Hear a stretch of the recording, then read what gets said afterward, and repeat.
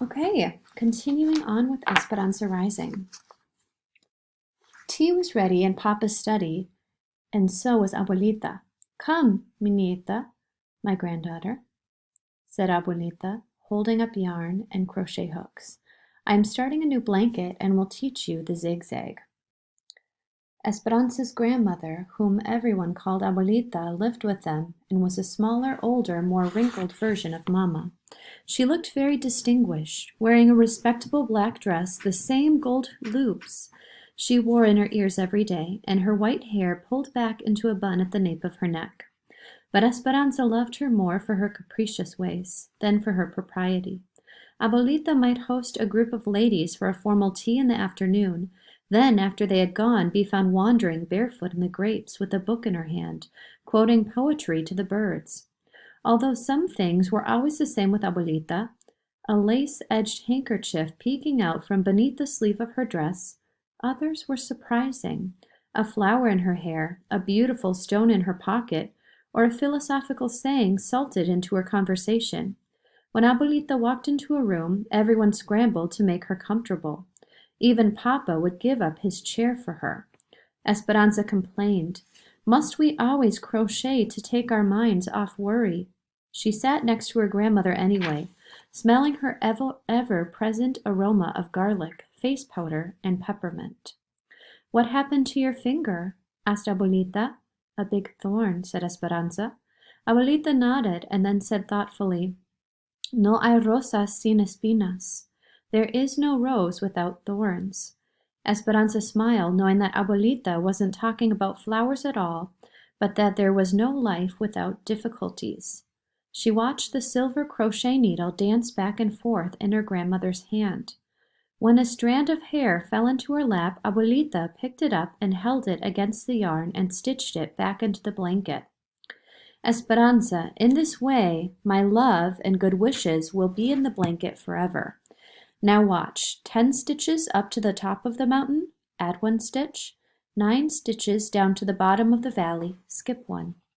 Esperanza picked up her own crochet needle and copied Abuelita's movements and then looked at her own crocheting. The tops of her mountains were lopsided and the bottoms of her valleys were all bunched up. Abuelita smiled, reached over, and pulled the yarn, unraveling all of Esperanza's rows. Do not be afraid to start over, she said. Esperanza sighed and began again with 10 stitches. Softly humming, Hortensia, the housekeeper, came in with a plate of small sandwiches. She offered one to Mama. No, thank you, said Mama. Hortensia set the tray down and brought a shawl and wrapped it protectively around Mama's shoulders. Esperanza couldn't remember a time when Hortensia had not taken care of them. She was a Zapotec Indian from Oaxaca, with a short, solid figure and blue-black hair in a braid down her back. Esperanza watched the 2 women look out into the dark and couldn't help but think that Hortensia was almost the opposite of Mama.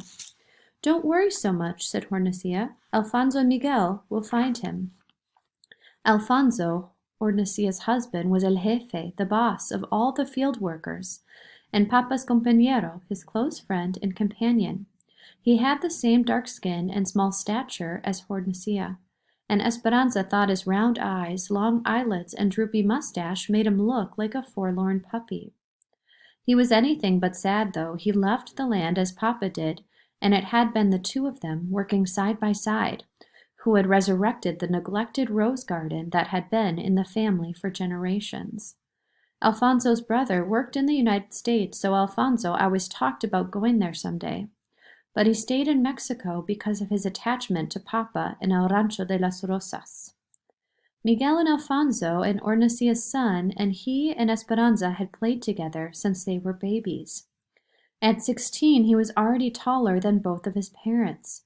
He had their dark skin and Alfonso's big, sleepy eyes and thick eyebrows that Esperanza always thought would grow into one. It was true that he knew the farthest reaches of the ranch better than anyone. Since Miguel was a young boy, Papa had taken him to parts of the property that even Esperanza and Mama had never seen.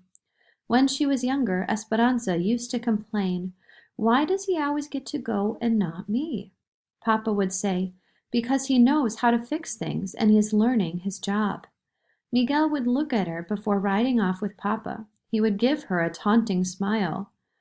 But what Papa said was true too. Miguel had patience and quiet strength and could figure out how to fix anything.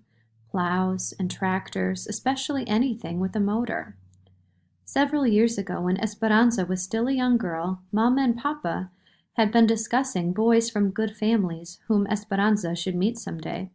She couldn't imagine being matched with someone she had never met, so she announced, "I'm going to marry Miguel." Mama had laughed at her and said, "You will feel differently as you get older." "No, I won't," Esperanza had said stubbornly. But now that she was a young woman, she understood that Miguel was the housekeeper's son, and she was the ranch owner's daughter, and between them ran a bit deep river. Esperanza stood on one side and Miguel on the other, and the river could never be crossed. In a moment of self-importance, Esperanza had told all of this to Miguel. Since then, he had spoken only a few words to her. When their paths crossed, he nodded and said politely, "Mi reina, my queen," but nothing more. There was no teasing or laughing or talking about every little thing. Esperanza pretended not to care, though she secretly wished she had never told Miguel about the river. Distracted, Mama paced at the window, each step making a hollow tapping sound on the tile floor. Hortensia lit the lamps. The minutes passed into hours. "I hear Ryder," said Mama, as she ran for the door. But it was only Tio Luis and Tio Marco, Papa's older stepbrothers. Tio Luis was the bank president and Tio Marco was the mayor of the town. Esperanza didn't care how important they were because she did not like them. They were serious and gloomy and always held their chins too high. Tio Luis was the eldest, and Tio Marco, who was a few years younger and not as smart, always followed his older brother's lead, like un burro, a donkey. Even though Tio Marco was the mayor, he did everything Tio Luis told him to do. They were both tall and skinny, with tiny mustaches and white beards on just the tips of their chins. Esperanza could tell that Mama didn't like them either, but she was always polite because they were Papa's family. Mama had even hosted parties for Tio Marco when he ran for mayor. Neither had ever married, and Papa said it was because they loved money and power more than people. Esperanza thought it was because they looked like two underfed billy goats. "Ramona," said Tio Luis, "we may have bad news. One of the vaqueros brought this to us." He handed Mama Papa's silver belt buckle, the only one of its kind, engraved with the brand of the ranch. Mama's face whitened. She examined it, turning it over and over in her hand. "It may mean nothing," she said. Then, ignoring them, she turned toward the window and began pacing again, still clutching the belt buckle. "We will wait with you in your time of need," said Tio Luis. And as he passed Esperanza, he patted her shoulder and gave it a gentle squeeze. Esperanza stared after him. In her entire life, she couldn't remember him ever touching her.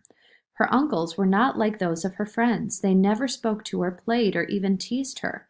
In fact, they acted as if she didn't exist at all. And for that reason, Tio Luis's sudden kindness made her shiver with fear for Papa. Abuelita and Hortensia began lighting candles and saying prayers for the men's safe return. Mama, with her arms hugging her chest, swayed back and forth at the window, never taking her eyes from the darkness. They tried to pass the time with small talk, but their words dwindled into silence. Every sound of the house seemed magnified, the clock ticking, someone coughing, the clink of a teacup. Esperanza struggled with her stitches. She tried to think about the fiesta and all the presents she would receive tomorrow. She tried to think of bouquets of roses and baskets of grapes on every table. She tried to think of Marisol and the other girls giggling and telling stories. But those thoughts would only stay in her mind for a moment before transforming into worry, because she couldn't ignore the throbbing soreness in her thumb where the thorn had left its unlucky mark. It wasn't until the candelabra held nothing but short stubs of tallow that Mama finally said, "I see a lantern. Someone is coming." They hurried to the courtyard and watched a distant light, a small beacon of hope swaying in the darkness. The wagon came into view. Alfonso held the reins and Miguel the lantern. When the wagon stopped, Esperanza could see a body in back, completely covered with a blanket. "Where's Papa?" she cried. Miguel hung his head. Alfonso didn't say a word, but the tears running down his round cheeks confirmed the worst.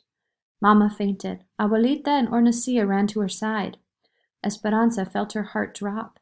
A noise came from her mouth, and slowly her first breath of grief grew into a tormented cry. She fell to her knees and sank into a dark hole of despair and disbelief.